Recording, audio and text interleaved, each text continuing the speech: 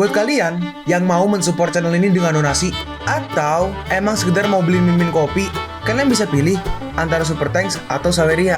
Gue sih nggak masalah kalian pilih yang mana. Cuma kalau bisa, lewat Saweria aja. Soalnya kalau YouTube, potongannya gede, 30%. Kalau Saweria, cuma 5%. Untuk link Saweria, kalian bisa klik aja di atas kanan nih. Atau bisa cek di kolom deskripsi.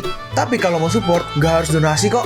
Dengan kalian nonton sampai habis, dan memberikan like pada video ini, itu udah ngebantu banget buat support channel ini. Oh iya, kalian juga bisa join nih ke grup Telegram komunitas cerita manhwa yang baru.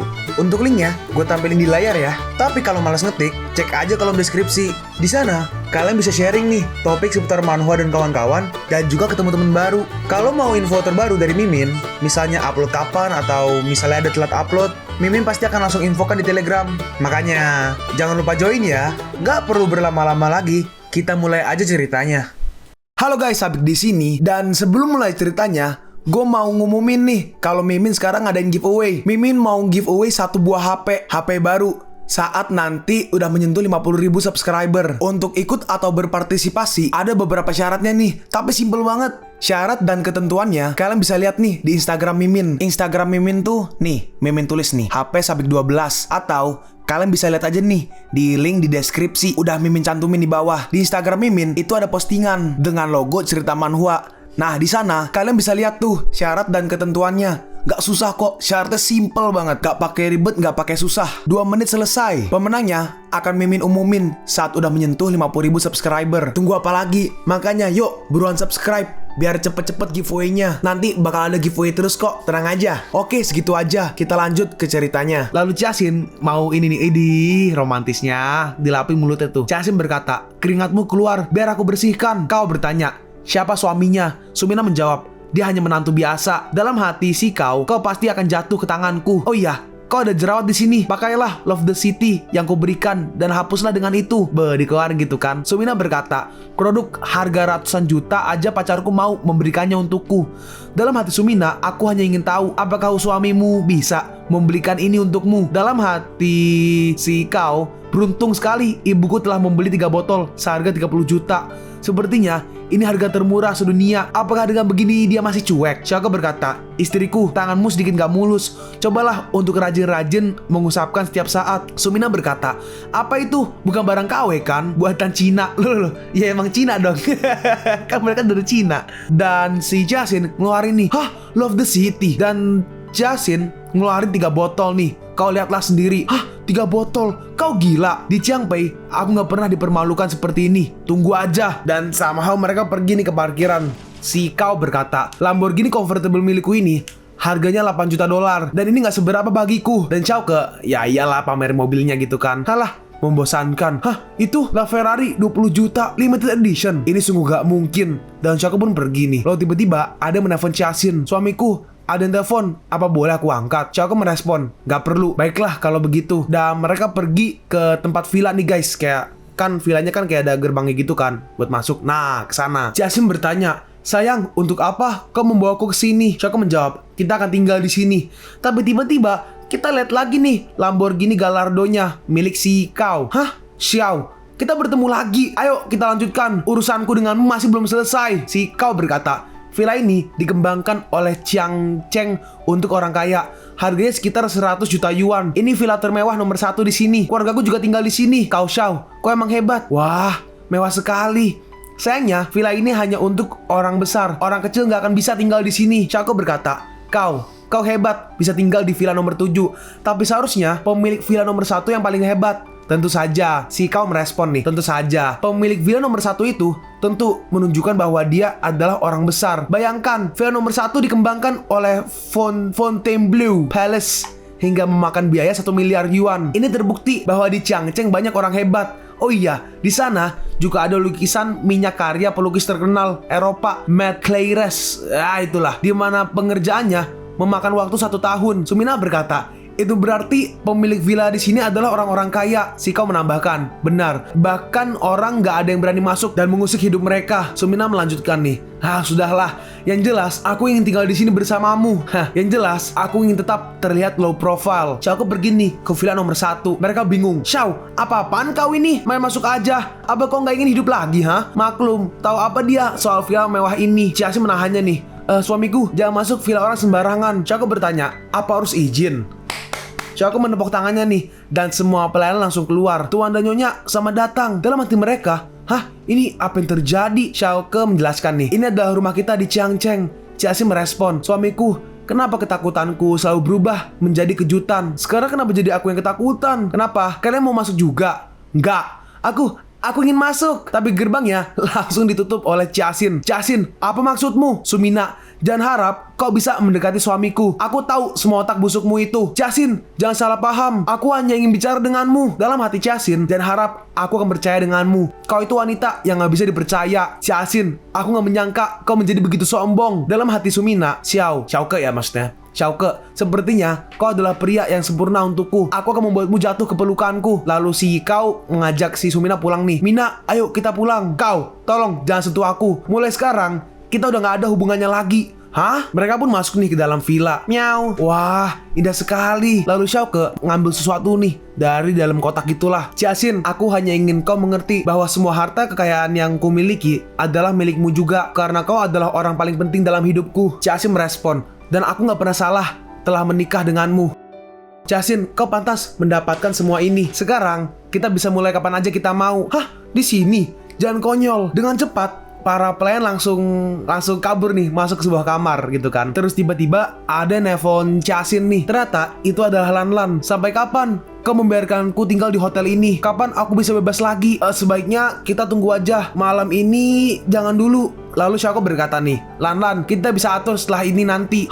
Apa-apaan ini? Apa yang kau lakukan? Aku pikir kau sengaja melakukan ini agar aku gak mengganggu hidupmu lagi. Lalu sekarang keesokannya nih, di Plum Blossom Hall of Chaocia Garden, di keluarga Chao lah intinya lah. Nah, Xiao Ke dan juga Jiaxin pergi nih ke tempat mereka. Chao Ling berkata, akhirnya kau kembali. Kita sudah menunggumu. Cara menambahkan, benar, untuk melepaskan rantai kritis keluarga. Jiaxin membalas, maaf, sekarang mending kami bisnis pribadi aja. Pribadi? Kau pikir keluarga kita udah mati, Ditonjok sama Xiao Ke. Jaga mulutmu baik-baik. Dengarkan. Untuk mengambil proyek Xishan, suruh Lau Taichun datang meminta maaf secara pribadi. Xiao, kenapa kau sombong sekali? Apa kau gak bisa sabar menungguku untuk datang secara pribadi? Xiao Ke membalas, kau tanpa proyek Xishan, kau hanya manusia biasa yang gak ada apa-apanya. Si ibunya Jiaxin berkata, dia adalah kepala keluarga Chao loh. Kau udah gila. Mendengar itu, Chao Ling gak bisa membahas apa-apa, dan mereka bertiga pun pergi nih. Dalam hati Ciarang, lihat aja, aku gak akan biarkan mereka hidup dengan bahagia. Si ayahnya Jiaxin berkata, Xiao Ke, apa-apaan kau ini? Apa yang kau lakukan?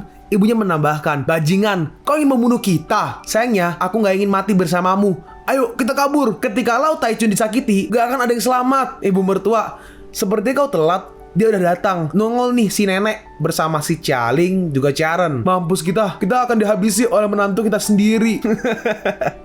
Lalu si ibunya Jiaxin nih ngumpet belakang Xiao Ke nih. Aku gak tahu apa-apa. Dialah yang membuat keputusan sendiri. Aku hanya ingin bilang, aku terlalu buru-buru menggantikan Jiaxin. Maklum, aku juga udah tua.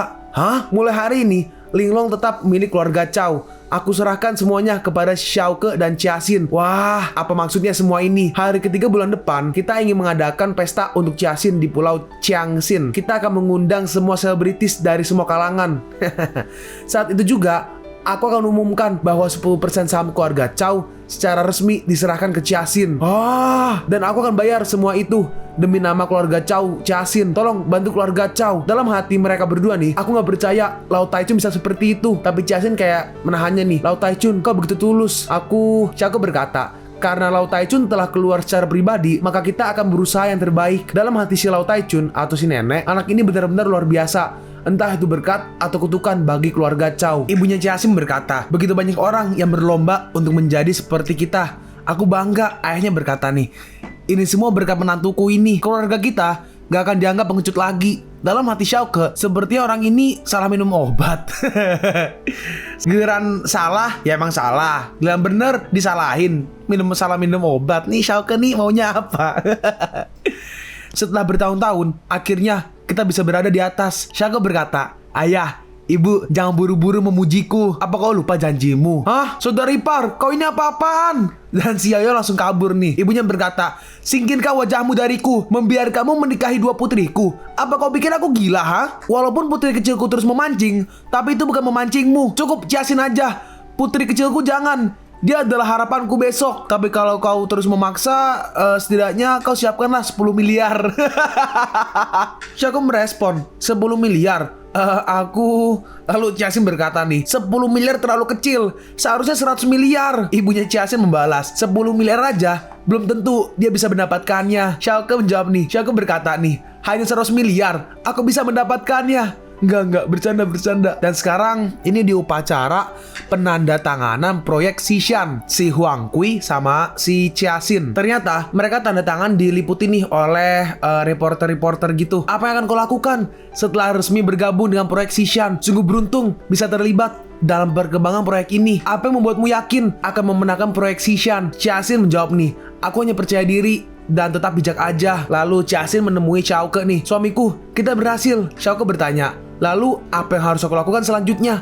Ciasin menjawab, Lan sudah datang ke rumah, kau temuilah dia. Xiaoke menjawab nih, oke, kau hati-hati.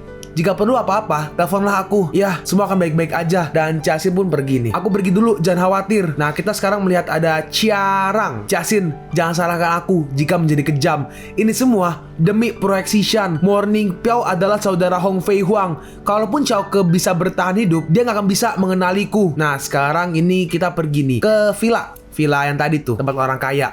Ternyata di sana ada si Ching Sui, yaitu Leng lah ya. Leng Ching Sui. Ya, Xiaoke turun nih dari mobil. Xiaoke berkata, "Dokter Leng, ada yang bisa aku bantu?" Si Ching Sui menjawab nih, "Pak, aku kesini hanya ingin mengembalikan barang-barangmu. Aku sangat berterima kasih kepadamu atas semuanya. Tapi aku nggak bisa menerima semua ini." Lalu tiba-tiba dateng nih Shi Jie, Chen Xiang, dan juga Fei Fei. Fei Fei berkata, "Aku pikir kau benar-benar punya pacar orang kaya. Ternyata kau hanya meminjam." Iya, kasihan. Aku nggak mengira ternyata begini." Hah? Mereka semua langsung pergi nih menghampiri Ching Sui.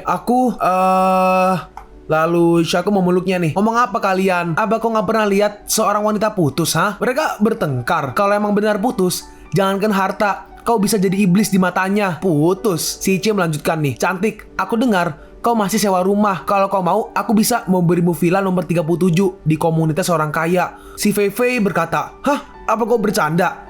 Cheng Xiang menambahkan, "Kunci pintu di sini dalam urutan emas, perak, tembaga, dan besi. Setiap set kunci perak nggak kurang dari 50 juta. Maklum, itu rumah besar." "Oh, itu lebih terhormat memberi villa daripada mobil." Xiaoke membalas nih, "Siapa bilang ngasih sewa? Ini kunci rumahnya." "Hah? Kunci emas? Gak mungkin." Tiba-tiba si Ching Sui mau kabur nih.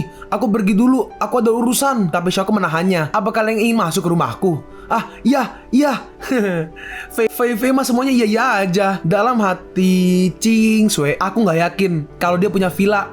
Apa yang harus kulakukan? Dalam hati Shi Jie, bang, ternyata dia malah punya kunci emas. Ini sama seperti menonjok muka sendiri. Dan sekarang kita pergi nih di villa keempat gitu kan. Fei berkata, "Wah, benarkah ini menjadi milikmu nanti? Sangat indah dan spektakuler." Chen Xiang berkata nih, "Itu bukan kunci palsu kan?" Shi Jie menambahkan, "Iya, kurasa begitu. Silahkan buka pintu rumahnya." Xiaoke kasih kuncinya ke Ching Sui dan Ching Sui mencoba membukanya nih. Klek, dan ternyata bisa. Wah, dan mereka pun masuk nih. "Kenapa di rumah nggak ada apa-apa? Jamuan tamu juga kurang baik." Fei berkata, "Aku sangat iri denganmu. Bolehkah aku menginap di sini untuk beberapa hari?" Ching Sui membalas, "Enggak, kejam." Chen Xiang berkata, "Kau takut kalau pacarnya kau bawa pulang?"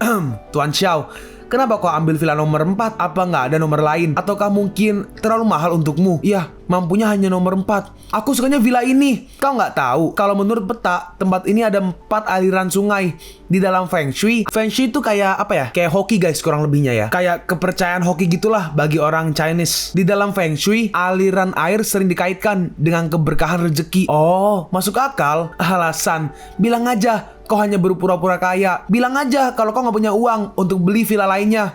Aku..." Tapi Xiaoke menahannya nih. "Kalau gitu, jangan salahkan aku kalau terlihat sombong." Xiaoke mengeluarkan semua kunci villanya tuh. "Ini lebih tepat sertifikat ya. Ini sertifikat 3. Ini villa nomor 2. Ini villa nomor 1. Dan akhirnya mereka semua pun pergi nih. Xiao, sudah saatnya diakhiri. Aku nggak mau hidup dalam kesombongan dan kebohongan." Dalam hati Ching Sui, Kesombongan yang dia buat untukku sangat indah. Aku takut aku akan hanyut. Lagi pula, belum tentu ini semua adalah kenyataan. Tapi Xiaoke menarik tangannya nih. Kalau aku buat semuanya jadi kenyataan, itu berarti nggak ada kebohongan. Hah? Maksudmu apa? Dalam hati Jingsui, dia akan menciumku. Nggak, aku bukan siapa-siapanya. Kenapa aku nggak bisa menolak? Dia terlalu pandai mencuri perhatianku. Aku udah gila. Lalu setelah itu ada mobil datang nih. Ternyata itu adalah si Lanlan. Ternyata benar apa yang dikatakan saudaraku. Ini semua nggak bisa dibiarkan. Aku nggak bisa terima. Dan nggak, aku yang ketiga, dia yang keempat. Tunggu, itu siapa itu? Lanlan melihat ada seseorang yang memegang sebuah pistol. Hah, itu pembunuh. Tiba-tiba Xiaoke, hari ini adalah hari kematianmu. Jingsui kayak mau melindungi Xiaoke tuh. Awas. Tapi Xiaoke langsung maju nih. Enggak, aku gak akan biarkan seorang wanita melindungiku. Sebaiknya kau jangan melawan. Mati kau. Saat ingin menembak, tiba-tiba ditabrak nih. Dan ditabrak ternyata oleh mobilnya si Lanlan. Orang itu langsung terhempas dan langsung diinjek oleh Xiaoke. Katakan, siapa dalang dari semua ini? Dan aku akan memberimu kesempatan untuk hidup. Kau yang membunuh saudaraku di kedai kopi. Aku yang membunuh satu keluargamu. Diinjek. Xiaoke injek sampai tulang rusuknya patah tuh. Jingsui berkata, Kau menginjaknya sampai mati. Lanlan berkata, kenapa? Kau takut? Kalau kau gak punya nyali, tinggalkan dia sekarang juga. Dalam hati Lanlan, itu hanya sedikit pelajaran. Apakah kau masih punya nyali? Tapi ternyata tulang rusuknya diambil sama Jingsui. Jingsui berkata, gak masuk akal. Kecelakaan dan diinjak satu kaki bisa patah seperti ini. Hah? Melihat tulang rusuk, si Lanlan muntah. Xiaoke berkata, dia adalah dokter bedah. Jadi maklumi aja, ini terlalu sengit, aku gak yakin. Xiaoke berkata, aku takut dia dalam bahaya. Dalam hati Jingsui, ada wanita cantik lain. Berapa banyak wanita yang bersamanya? Emang namanya MC, wanitanya udah gak kehitung. Sekarang kita pergi nih ke Casin. Utamakan keselamatan para pekerja. Kita melihat nih Casin bersama kayak mandor-mandor kontraktor gitulah. Nah, orang yang kiri nih yang ada kayak bercak luka gitu di mukanya, dia adalah Sang Piao. Sang Piao berkata, Nona Chow, aku melihat ada ketidakcocokan antara rencana dan gambar. Apa kau nggak ingin melihatnya? Ciasin menjawab oke, dan langsung pergi nih ke dalam gedung untuk mengecek. Tuan Sang, apa yang salah? Sayang sekali, kau kena perangkap. Tiba-tiba ada banyak sekali ini besi yang ujungnya tajam mengarah ke Ciasin. Hah, mati aku. Tapi dengan cepat ada yang mengeluarkan ini shieldnya shield Captain America, tapi tengahnya gambarnya Xiaoke shield titanium dan menahan semua besi-besi tajamnya tuh. Dan besi-besinya kayak terempas dan mengenai orang-orang kayak mandor dan bodyguard yang lain tuh yang menyerang. Hah, apa yang terjadi? Ternyata muncul nih seberuang hitam. Madam, jangan takut, bos sangat jenius dan sudah merencanakan ini semua. Ternyata datang nih bertiga juga nih, Tiger, Dragon, dan juga Leopard. Kami datang untuk mengawal meski sedikit terlambat. Kalian bunuh Cao Ciasin, gaji besar menanti kalian. Dan sedangkan mereka berempat melindungi Ciasin nih, mereka bertarung dan orang-orang itu mulai dibantai dan dihajar. Kalian sebelah kiri, aku sebelah kanan. Oke, gak masalah. Gila, dihajar satu persatu tuh. Dan akhirnya semuanya pun langsung kalah nih. Madam, semuanya aman terkendali. Oke, terima kasih Bu Bos. Silakan masuk mobil. Apa yang akan kau lakukan selanjutnya? Si Dragon menjawab, Bos sudah tentukan apa yang harus kita lakukan. Seret dia dan bawa ke bos. Oke. Dan kita melihat nih, Xiaoke dengan santainya lagi mancing. Mata pancing. Yes. Lalu orang yang ditangkap tadi tuh diangkat dan ditarik nih, dibawa ke Xiaoke. Si beruang hitam memanggil Xiaoke, Bos, tapi si Dragon menahan nih dan ganggu bos memancing. Dan Xiaoke dapat nih, set, ini akhirnya dapat juga. Tapi pas ditarik ternyata kura-kura. Setelah berhasil nangkap, baru tuh si Dragon berkata, Bos, kita bawa orang. Manusia berhati babi. Xiaoke bertanya, apakah istriku baik-baik aja? Aman terkendali, Bos. Xiaoke bertanya, siapa dalang dari semua ini? Si orang yang tangkap menjawab nih, Aku dalang dari semua ini. Lalu Xiaoke, menghancurkan batu yang sangat besar. Semua orang berpikir bahwa dia hanya seorang menantu. Padahal di balik itu semua, dia adalah orang yang hebat. Apa sekarang kau masih gak mau mengatakan? Hong Fei Huang adalah saudaraku. Kau berani membunuhnya? Aku akan membalaskan dendamnya. Aku tidak membunuh Hong Fei Huang. Dia udah gak berguna dan dihabisi sendiri oleh bosnya. Tapi yang jelas, itu adalah kaki tanganmu. Lalu Xiaoke pergi dan berkata nih, cepat, tenggelamkan ke sungai. Tunggu, biar aku coba. Enggak, baiklah, akan kukatakan. Si Yu Chao ngambil HP-nya nih dan ditunjukkan ke si orang itu. Dan orang itu ketakutan. Xiaoke bertanya, apa yang kau tunjukkan padanya? Yu Chao berkata, setiap orang pasti punya kelemahan. Bekerjalah lebih cerdas, jangan cuma mengancam. Ternyata di Yu Chao ada foto anaknya mungkin ya. Yu Chao berkata, Menurutku, tuang muda kedua Cao yang menjadi dalang dari semua ini. Hah?